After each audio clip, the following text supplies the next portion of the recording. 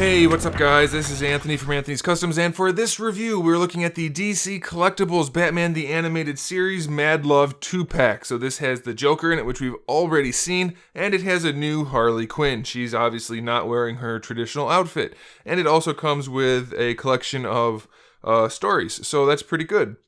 The figures, we've seen the Joker before, and he's not terrible, and he's not great. And the Harley Quinn, well, she's pretty much new. So there are some draws to this set, and there are some serious problems. So I'm going to go through all of that stuff so you guys can decide if you want to pick them up. So let's get them off the stand and take a closer look. Alright, for those of you guys that aren't familiar with the figure, I'm going to run through everything really quickly. He's about 16 centimeters tall, and I'll do the same thing for Harley, which makes him just under 6¼ inches. Now mine, if you guys will notice, and hopefully this isn't the case for all of you, they didn't paint his one eye properly. They didn't outline it in black, so it looks not great at all.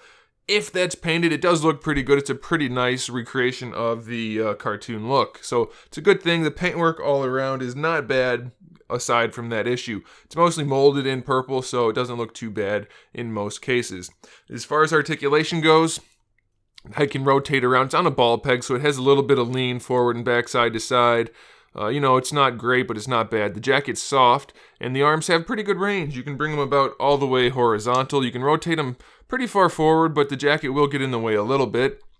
We have no bicep swivel, except for the one down here in the elbow, which will give you, not quite 45 degrees. The wrists both have a swivel and a hinge, so you can pose them a little bit, but they don't have the best range. And then the waist has a swivel in it. Now the hips are a serious problem on this figure, unless you want to just bring the legs all the way forward. You can do that, no problem at all. That's a good thing. As far as bringing them out to the side, well, it looks really, really weird. The way that is not good, so don't do it. Doesn't look good at all. And there is no thigh swivel.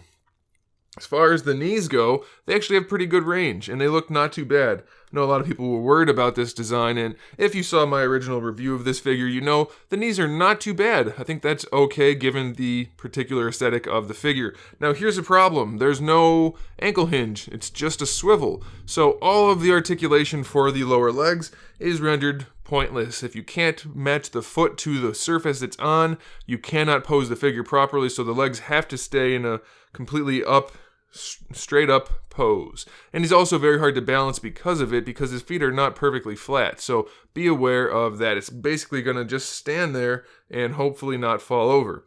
Now for Harley, she's a little bit new. She's got some old parts, some new parts, and she's not too bad. Her nightgown thing is all soft plastic, soft rubber, so it won't impede her hip articulation at all, so that's pretty good. And it looks okay. They painted the black on there well enough. I don't know, the straps don't look so great, but it looks alright in general, and the head looks alright in general too.